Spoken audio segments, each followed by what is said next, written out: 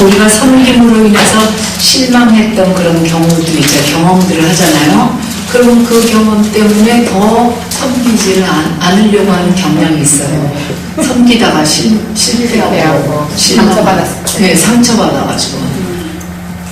그러니까 상처받으면 다시 또 상처받기 싫으니까 그 근처도 안 가려고 그러는 경향이 있어요. 근데 그게 옛날에는 실패했지만 지금도 또 실패한다는 그런 공식이 없는데도 여전히 안 될 거라고 생각해서 뒤로 물러가게 되잖아요. 그래서 지나간 날의 그 어떤 잘못된 것들, 불행은 그 누구의 책임도 아닌데 항상 우리는 주위에 보면 믿음이 있는 사람이라 할지라도 내가 지나간 날의 불행이 누구누구 때문이다 라고 아직도 생각한다면 아직도 정말 그 뭔가 올바르게 주님의 말씀 안에서 거하는 사람이 아니라고 볼 수가 있어요. 성숙하지가 않은 태도라고 볼 수가 있어요.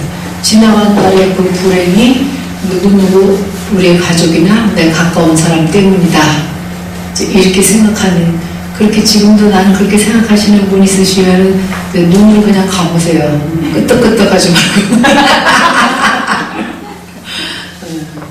근데 사실은 그 요셉을 볼 때 요셉이 참 불행했잖아요. 물론 꿈도 멋지게 꾸고 다 참 잘했는데 12 단이 전부 다 자기한테 절을 하고 해와 달이 자기한테 절하고 그랬다는 그 얘기도 있고 그런데 그런 꿈도 꾸고 다 그렇게 했지만 나중에 결국은 형들에게 의해서 저기 물도 없는 구덩이에 떨어졌었잖아요. 그러니까 얼마나 그 순간은 참 기가 막혔겠어요. 자기는 이제 이렇게 해서 죽는구나 하고 느꼈을 거 아니에요. 그러나 거기서 또 다시 끌어올려서 저 보디발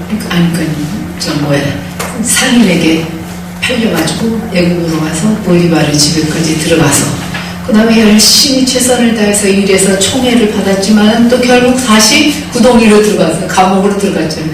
옛날에 그 구덩이에 들어갔는데 또 그 구덩이로 들어갔어요. 그랬다고 해서 그분의 인생이 실패한 인생이 아니잖아요.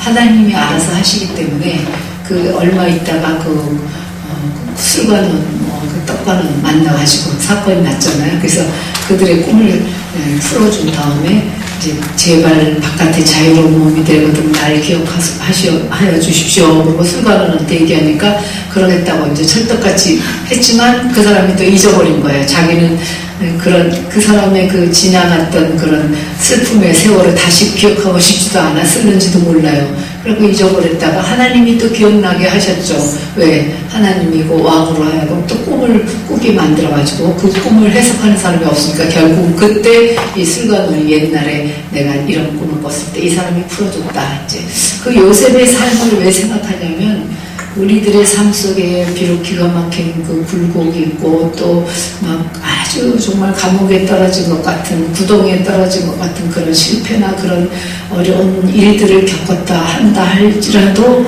하나님이 함께 하시면 언제든지 하나님이 거기서 상황을 바꾸시고 완전히 역전시켜서 이렇게 세우실 수 있다는 거.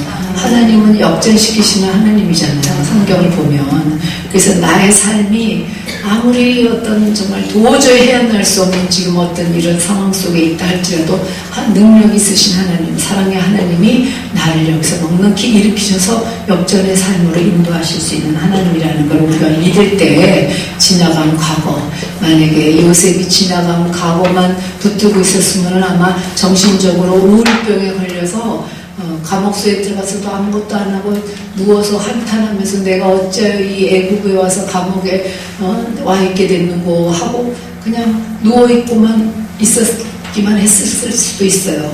근데 그 감옥에서도 열심히 일하고 하나님을 생각하고 그 정말 그 신실하게 여호와를 경외하는 그런 사람의 모습에서 떠나지 않고 있었을 때 여호와께서 함께 하시는 흔적이 나타나고 그래서 참 사람들에게 사랑을 받고 그랬었잖아요. 그래서 우리는 어떤 상황에 있다 할지라도 우리 정말 요셉에게 함께 하신 그 하나님처럼 우리가 감옥에 있다 할지라도 하나님이 정말 신실하시게 나를 사랑하시는 하나님이 끝까지 나와 함께 하실 거라는 그 믿음으로 주님을 바라볼 때 하나님께서 복스러운 결과로 인도해 주신다는 걸 생각해 볼 때 우리의 과거와 어떤 상처와 어떤 기가 막힌 상황이 있다 할지라도 때로는 부모가 원수같이 대하는 그런 과정도 있어요. 부모가 어떻게 자녀들을 사랑해야 되는데 자녀들을 정말 어떻게 저런 부모가 다 있을 수 있을까.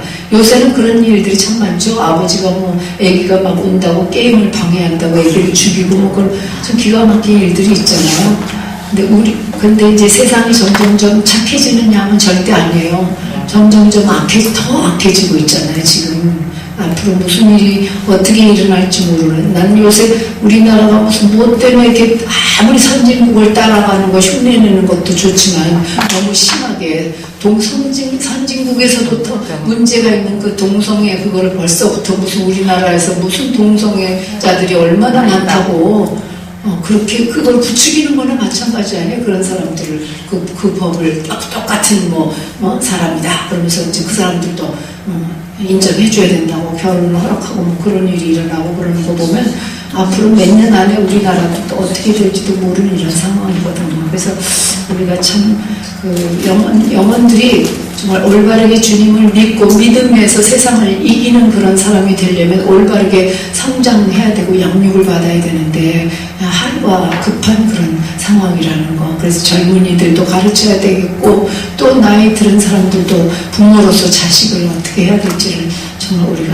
우리가 무슨 잘해서 가르치는 게 아니라 하나님이 우리에게 주신 사명 때문에 우리는 가르쳐야 되잖아요. 그죠?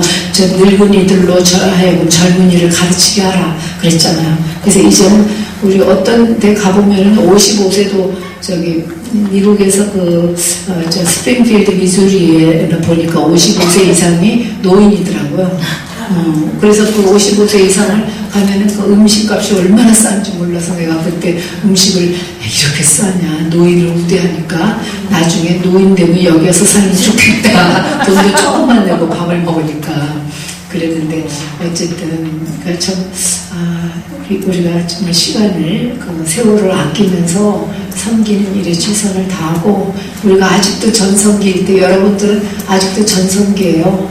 저는 어떤 때 제가 말씀 여러 번 드렸는데 55세가 됐을 때 어떤 모친이 나보고 참 사모님 전성기다 그러더라고요.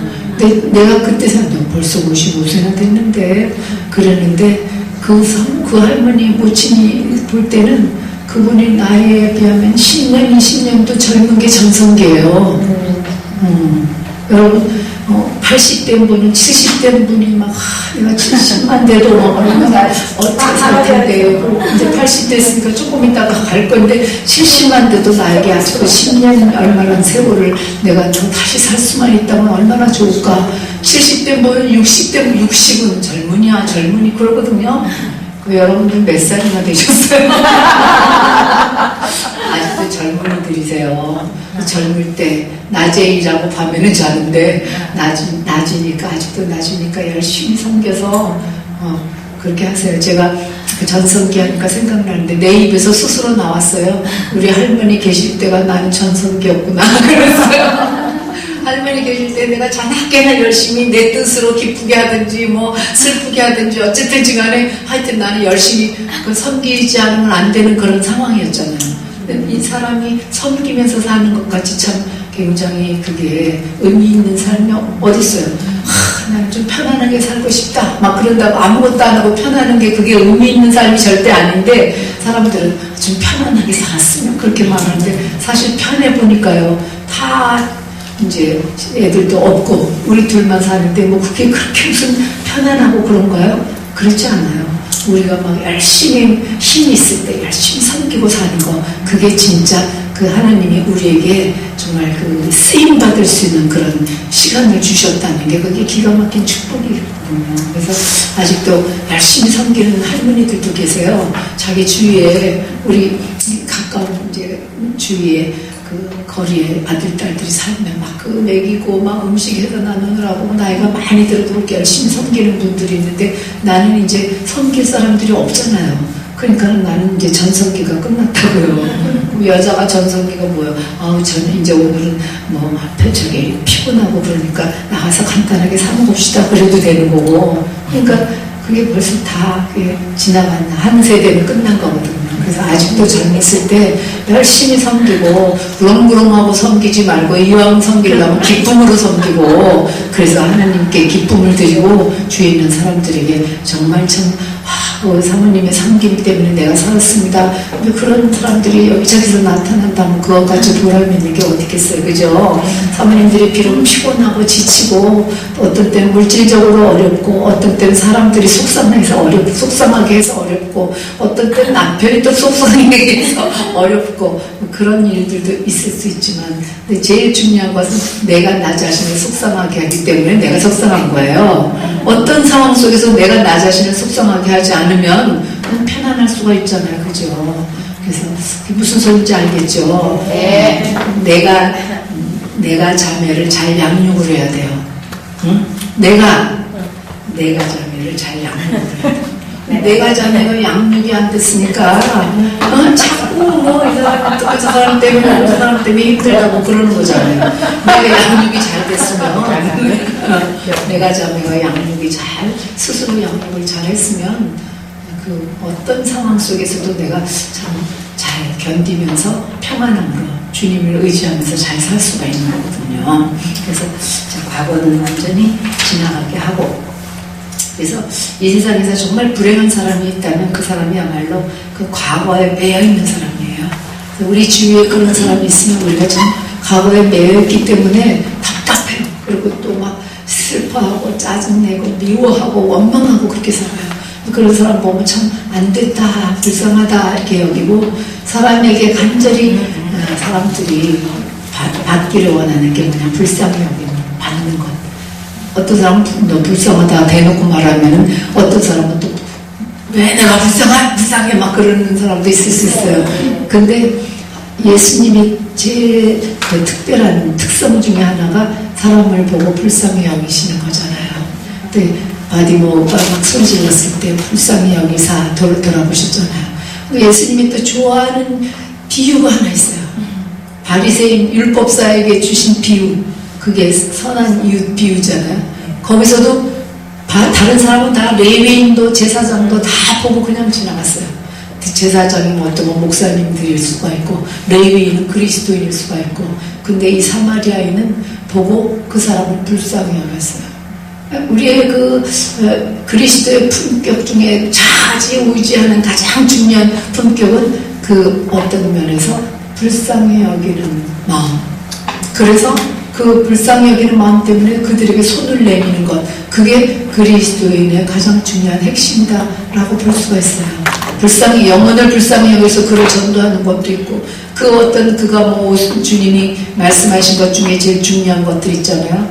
그 마태복음 25장에 쭉 30절부터 보면 양과 염소를 이렇게 분리해 놓듯이 사람들을 분리해서 너희들은 의인이고 너희들은 악인이다 하면서 의인들에게 너희들은 내가 헐벗었을 때 나에게 옷을 갖다 줬고, 내가 목마를 때 물을 갖다 줬고, 내가 감옥에 있을 때 너희들은 찾아봤고, 그렇기 때문에 너희는 이러이러한 하나님이 주님이 얘기하신 놀라운 하나님의 나라를 상속받으라 이렇게 말씀하셨어요.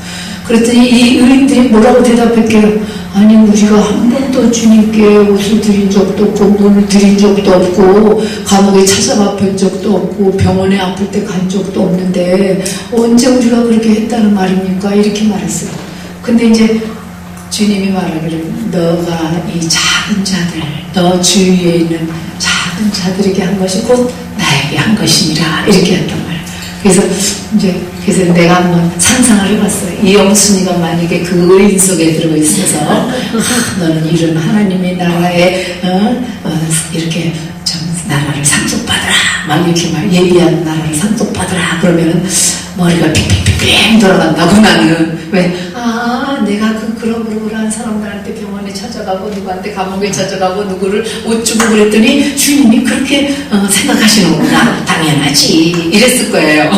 그랬는데 이 의인들은 나보다 다른 사람들이야. 아니 우리가 언제 그랬다는 말 우리는 한 번도 그런 적이 없는데요. 진짜 겸손하고 아무리 해도 부족해서 나는 안 했다고 느끼는 사람이에요. 근데 나는 했다고 느끼는 사람들은 악인이라. 왜 그러냐면 그 악인들이 아니 우리가 언제 안 했다는 거예요? 이렇게 말한 거 주님 보고 병원에 있을 때 니니가 안 찾아봤고 감옥에 있을 때 안 와봤고 목이 마를 때 물도 안 줬고 뭐 이런 얘기하니까 아니 우리가 언제 안 그랬다는 거예요. 그러니까 주님이 네가 이 작은 자들에게 안 한 것이 나한테 안 한 것이다 이런 대답이잖아요. 그러니까 의인과 악인은 한마디로 딱 해서 어떻게 분리가 되냐면 나는 했다는 의식으로 가득한 사람 그건 악인이고 아무리 해도 나는 부족해. 내가 사람으로 해야 되는데 그렇게 못했어. 나는 아무것도 못했어. 우리 자식들 여러분 어때요? 우리 자식들 나는 니네들한테 진짜 못했는데 진짜 못했다. 사랑하니까 그런 말이 절로 나오잖아요. 우리 사모님 어때요? 우리 사모님 그렇죠? 진짜 못했어요. 우리 사모님 명언아 다 보면 애들 어렸을 때 쌤이니 뭐 동생 데리고 있을 때 애들한테 뭐 잘해준 것도 없다고 너무너무 내가 한 것이 없다 이렇게 생각을 하시고 말도 하셨을 거예요. 저도 똑같아요. 우리 집 애들한테 그러면 그게 이제 뭐냐면 애들을 사랑하니까 더 해줘야 되니까 못 해줬거든요. 그러니까 나는 하나도 안 했다는 의식이 있는 거예요. 왜? 사랑하기 때문에. 근데 사랑이 없는 사람들은 아니 내가 그렇게 해주는데 그래도 못했다는 거냐 너희들은 막 이러면서 이제 얘기를 하는 거잖아요. 그리고 막 화를 내고 막 그러는 거잖아요. 그래서 우리가 이걸 발견을 해야 돼요. 우리 속에 있는 적을 내가 했다는 의식이 있을 때는 그거는 빨리 하나님 앞에 자백하고 하나님 이 악을 제하여 주십시오 하고 자백하고 그것을 벗어버려야 된다는 거. 내가 당신한테 얼마나 했는데 당신이 나한테 그렇게 할 수가 있어. 내가 자매한테 얼마나 공들여서 얼마나 어떻게 섬겼는데 그런 건 다 사람이 아니에요. 그런 말 할 때는. 왜? 내가 아무리 해도 참 부족했어요. 못했어요. 이렇게 말할 그런 마음을 가질 때가 그 사랑이 없는 거거든요. 그러니까 그렇게 불평이나 원망이 안 나오죠. 내가 그렇게 많이 할 것만 이런 말이 안 나오는 거죠.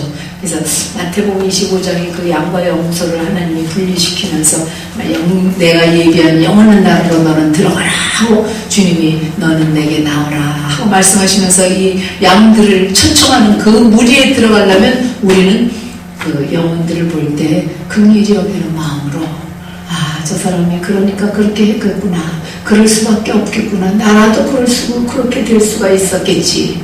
그렇게 생각하는 마음이 긍휼히 여기는 마음이잖아요. 아니 근데 왜 그러는 거야? 도대체 뭐 때문에 그러는 거야? 뭐가 부족해서 그러는 거야? 왜 맨날 저 사람은 저런 태도야? 뭐 이런 식으로 판단하는 대신 불쌍히 여기고 그 사람한테 실제적으로 도움이 되는 섬김을 하는 그 섬김 그것이야말로 정말 참된 섬김이 되는 거죠. 그래서 내가 기쁨이 없이 섬기게 되는 여러 가지 이유 중에 사람에게 지나치게 기대해서 그렇다 이렇게 말할 수가 있어요. 내가 준 것만큼 나한테 돌아와야 된다는 그 기대가 있어요. 어떤 사람은 준 것만큼 돌아오는 것까지는 나는 안 바래. 그런데 이만큼 내가 이렇게 해줬지만 적어도 고맙다고 말이나 해야지. 뭐 요거 적어도 하고 이렇게 딱 그 고리로 긋는 게 있어요. 그것 때문에 그 기대에 어긋나서 그것 때문에 실망하게 되는 경우가 있어요. 그래서 주님은 그런 게 하나도 없으세요. 그래서 우리는 주님을 본받는 자, 주님의 제자들이기 때문에 우리가 사람에 대해서 아무것도 기대하지 않고 또 정말 하나님께만 온전히 영광 돌리는 그런 섬김을 우리가 할 수 있도록 주님께 성령 충만을 위해서 기도하고 그것 때문에 사랑에 충만해서 성경으로 남을 수 있도록 하나님 도와주십시오 하고 섬기지 않으면 그 곳곳에 사탄이 올무를 놓아서 우리가 실망하고 넘어지고 뒤로 실족하게 돼서 결국은 그 사람을 보고 싶지도 않게 되는 그렇게 되는 결과가 나오게 되죠. 그래서 네 번째 마지막으로 하나님의 능력에 의지하라. 그 하나님의 능력에 의지해야 된다는 건데 우리가 이걸 너무 잘 알고 있죠. 내 힘으로 해서는 아무것도 안 된다는 거. 그러니까 나이가 들수록 주님의 도우심이 없이는 아무것도 아닙니다. 주님이 도와주시지 않으면 아무것도 아닙니다. 어떻게 우리가 그리스도인이 하나님의 자녀들이 주님의 도우심의 손길 없이 내가 무슨 일을 기대할 수 있으면 무슨 일이 좋게 되기를 기대하면 무슨 일이 하나님께 기쁨이 되면 무슨 일이 하나님께 조금이나마 영광이 되는 그런 일이 되겠어요. 그래서 정말 절박하게 하나님의 도우심의 손길이 필요합니다. 하나님의 능력이 의지합니다. 능력이 필요합니다. 그래서 우리 주님이 내게 능력 주시는 자 안에서 내가 모든 것을 할 수 있느니라라고 말씀하신 것처럼 우리 주님이 내게 능력 주시면 나는 모든 것을 할 수 있사오니 하나님이 오늘도 주님의 능력으로 나를 능하게 하여 주시옵소서 이렇게 기도를 해야 되잖아요. 그죠? 그래서 우리가 잘하는 그 기도 골로새서 1장 9절에서 12절까지 이 기도를 저는 한동안 요새 조금 여행 갔다 오면서 좀 이렇게 이 기도를 좀 잊어버렸는데요. 항상 기도를 했어요. 골로새서 1장 9절부터 10절까지 다 같이 말씀 한번 찾아서 읽을까요? 골로새서 1장.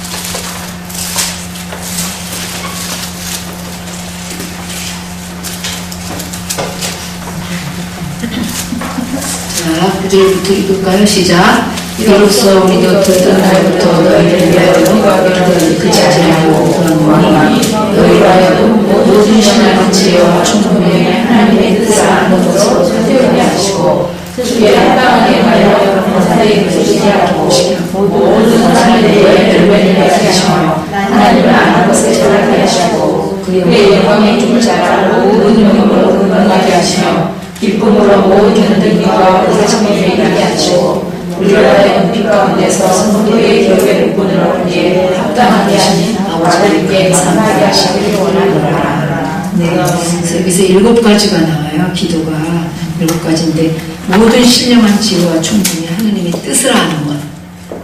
모든 것 중에서 제일 중요한 건 하나님의 뜻을 알고 그 뜻을 행해야 되잖아요. 근데 하나님의 뜻을 모르면서 내 마음대로 한다고 하나님의 뜻이 아닌 것을 행할 수가 있잖아요.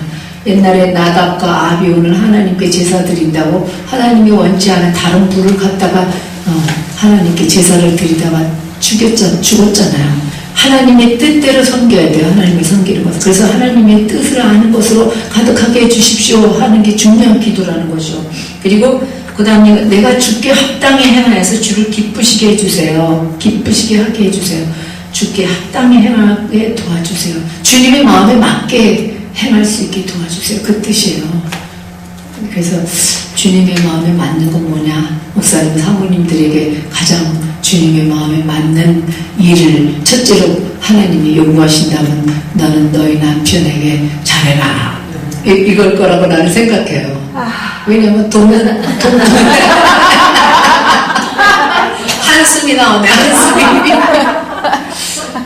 아마 내 생각에 첫 번째로 그거가 말씀하신 것 같아요. 왜 그러냐면 내가 돕는 배필로 그 남편의 아내가 됐기 때문에 그 목사님을 하나의 그 참 주의 종으로 교회 리더로 하나님이 세우셨을 때 그 교회 하나님의 예수 그리스도의 피값으로 사신 그 교회 잘 섬기고 잘 이끌기 위해서 그 목사님을 하나님이 세우셨는데 그 어떤 사람보다도 가장 책임을 준 사람이 너는 그 너의 남편의 돕는 배필이다 말씀하셨기 때문에 남편에게 참 잘하는 것을 하나님이 원하실 거라는 거. 남편에게 잘하려고 했어도요, 저 사람이 도대체 그 사람이 그래요.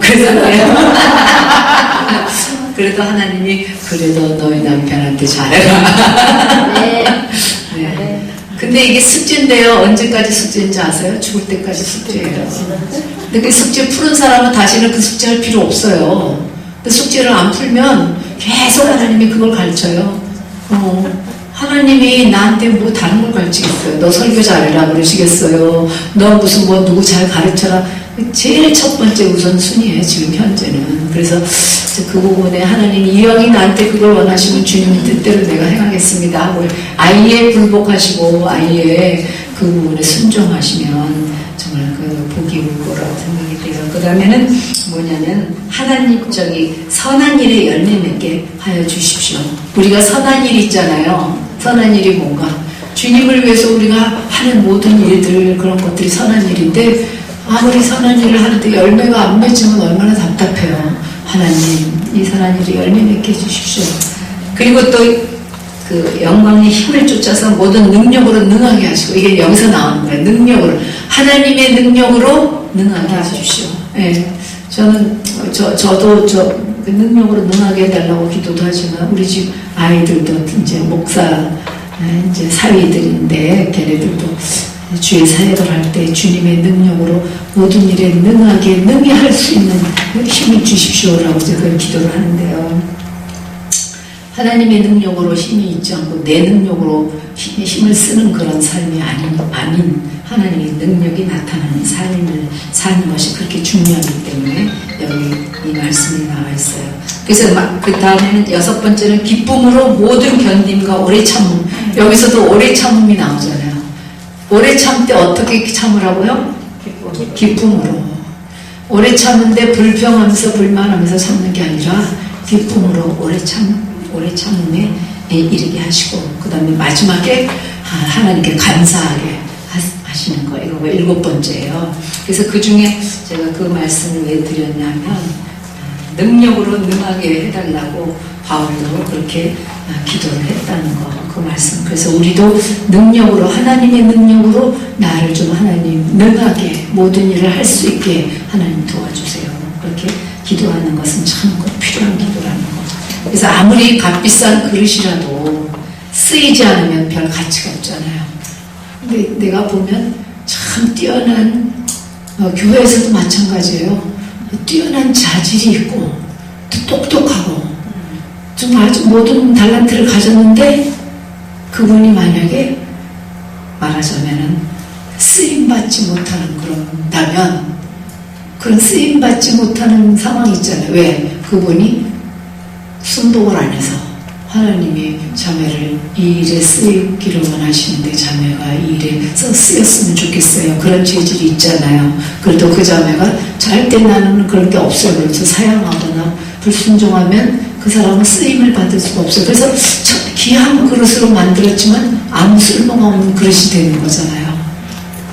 우리 자신도 하나님이 어쩌면 나를 굉장히 귀한 그릇으로 만들었음에도 불구하고 내가 하나님께 드리지 않아서 쓰임받지 않은 어떤 부분들이 있을 수가 있어요. 그래서 우리는 그런 부분에 정말 같이, 아무리 내가 귀하지 않게 만들어졌다 할지라도 나는 하나님 무엇이든지 쓰임받을 수 있다고 나는 믿습니다. 주님 나를 써주십시오 하고 주님 앞에 드리는 사람에게는 하나님이 놀랍게 써주세요.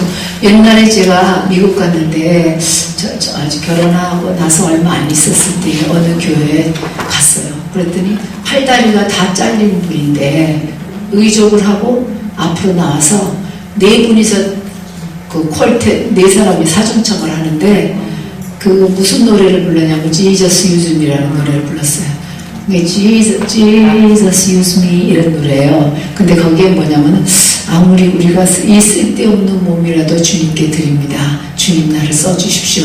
그것이 바다를 건너는 일이라도 주님 내가 나가서 바다를 건너서 주님이 원하시는 것을 내가 행하겠습니다. 주여 나를 써주시옵소서. 그거를 넷이서 막 노래도 멋있게 하는데 노래만 멋있게 해서 눈물이 나는 게 아니라 어떻게 내 팔다리가 없는 저 사람이 그 하나님께 나와서 하나님 나를 사용해 주십시오. 그렇게 팔다리가 없어도 나는 어딘가 쓸모가 있을 것이고 어딘가 하나님이 나를 참 쓰실 때가 있다면 아무리 쓸모없는 몸이라도 하나님 저가 주님께 드리오니 주님 저를 써주십시오. 뭐 이런 찬송을, 기도 같은 찬송을 하더라고요. 그래서 저가 울고 있었더니 우리 목사님도 이렇게 보니까 서로 울고 있더라고요. 앞에 앉아가지고. 그런데 그때 내가 그거가 너무 좋아서 우리말로 번역해가지고 그런데 옛날에는 한참 불렀는데 요새는 이제 잘 안 불러요, 교회에서. 그런데 어쨌든 우리는 마음속에 항상 주님으로부터 쓰임받는 삶을 내가 살아야 된다는 거, 그런 의식이 항상 있어야 된다는 거.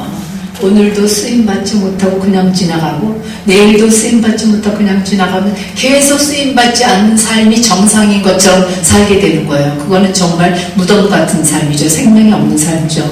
그래서 우리는 하나님께로부터 오늘도 쓰임받기를 원합니다. 이 정말 쓸데없는 어떤 부분에서 정말 능력이 없는 그런 사람이라 할지라도 하나님 나를 써주십시오 하고 우리가 하나님 앞에 그 쓰임받기를 간절히 원해서 하나님의 능력으로 나를 능하게 하여 주시고 나를 써주십시오 하고 주님께 기도하면서 매일매일이 주님의 쓰임받는 것을 위해서 기뻐하고 감사하고 간증하고 그런 삶이 되기를 바라요. 무슨 크고 특별한 어떤 일을 해서가 아니라 아주 작은 매일의 삶에서 아주 작은 거. 그래서 나는 잠깐 동안 우리 사모님들한테 좀 얘기를 좀 듣고 싶은데 나는 내 일생에 뒤돌아볼 때 언제가 내가 제일 전성기였다고 생각하는 때가 있었어요. 그때가 내가 쓰임을 제일 많이 받았을 때예요. 혹은 지금 나는 정말 쓰임을 잘 받고 있습니다. 나는 지금이 정말 내 인생의 가장 행복하고 전성기라고 생각합니다. 뭐 이렇게 말할 수가 있는데 한번 생각나는 대로 한번 서로 나누고 좀 듣고 그랬으면 좋겠어요.